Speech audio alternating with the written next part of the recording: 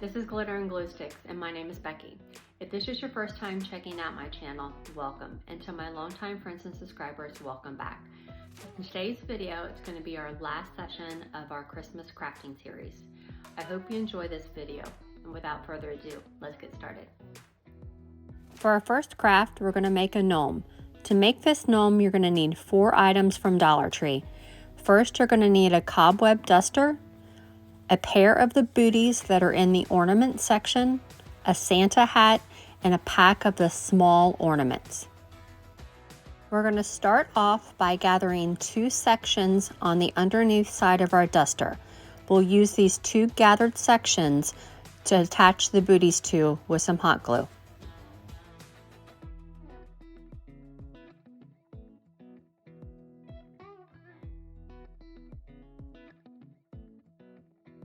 Next, we'll take one of the small ornaments out of the pack and paint it a skin tone to be our nose. Next, I decided to paint my cobweb duster white to make it look like the beard was white. Word of advice, if you decide to paint your cobweb duster, you might want to do this prior to starting everything and do it with some spray paint. It would have been a whole heck of a lot easier. Next, we're going to cut our Santa hat to the length that we want it. You can make this as long or as short as you want, but keep in mind the further you go down on the hat, the more you're going to have to gather at the bottom. Then, before we attach it, securely attach your nose with some hot glue.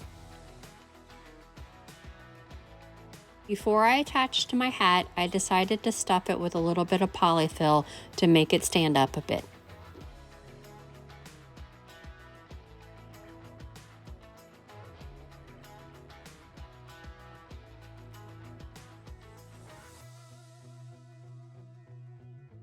Take your hat and glue it to the duster and a little bit over top of the nose.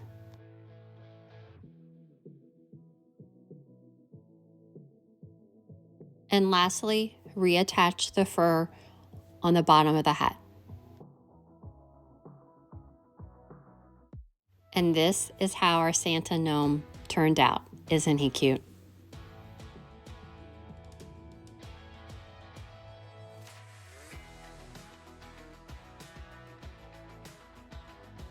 For our second craft, we're going to make a paper cone wreath. You could either use this on your door or on the wall. To make this craft, you're going to need some copy paper and one of the small burner covers from Dollar Tree. We're going to start off by cutting down our 8.5 by 11 sheets of the paper to 8.5 by 8.5. We're going to do this by folding them over diagonally and then cutting off the excess. Then we're going to take our paper and fold it over into a cone shape and use the staple gun to hold it together. We're going to make several of these because these are going to be the form for our wreath. Once we have several of our cones made, then we're going to start gluing them on to our burner cover.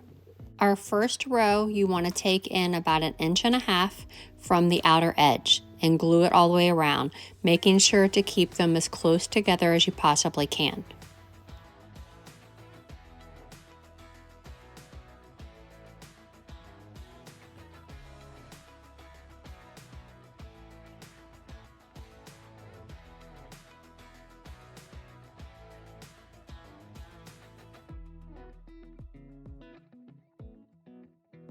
For our next row, we're going to bring it in toward the center about 1/2 inch and then try to overlap them. So where you have the 2 from the bottom row, try to put the next one right toward the center of that and then go around completely like you did the bottom row. The third row is done the same way, but you're going to make sure that the point of your cone is touching the center. And also, you're going to make sure that it's glued down in the center, but then also make sure that it's glued down to the cone that's to the left of it and to the right of it. You can make these wreaths in a lot of different fashions. I made mine with white paper, but while I was doing it, I thought it would look really pretty to make it red, to make it look like a poinsettia. And also, in the past, I've done one of these wreaths with music paper that had music notes and stuff on them, for my daughter's piano teacher, and they all came out very pretty. Once you have your last cone glued on, then you need to decide how you want to decorate your center. I wanted to do small, tiny cones for my center, but you could take a snowflake, a wood snowflake, or any ornament or anything, round ornament to put in the center. You could decorate it however you'd like.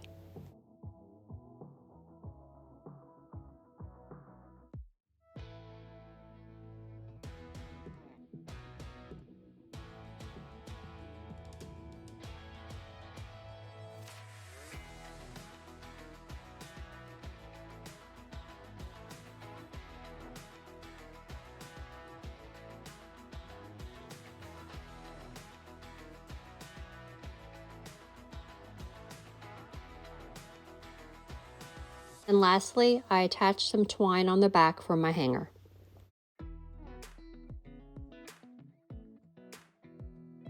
And this is how it turned out. What do you guys think? And for our last craft, let's make over one of these bottle brush trees. I took the bottle brush tree that I had got from Dollar Tree, took all those fake looking balls off of it, and then I took one of the glass taper candle holders that I also got from Dollar Tree and painted it white.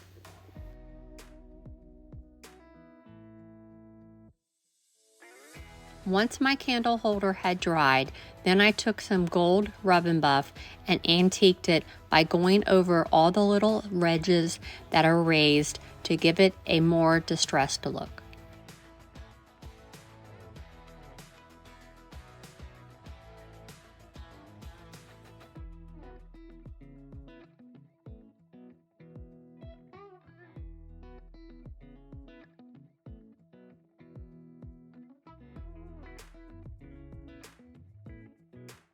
Then I took my bottle brush tree and glued the wood part of it onto the candle holder.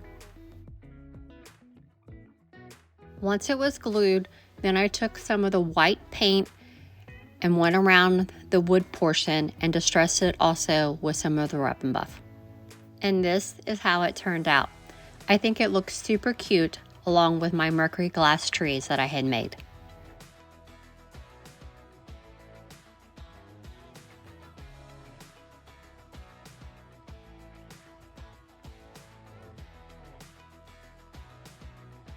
Well, that does it for this week's video. I hope you enjoyed. Have a great week.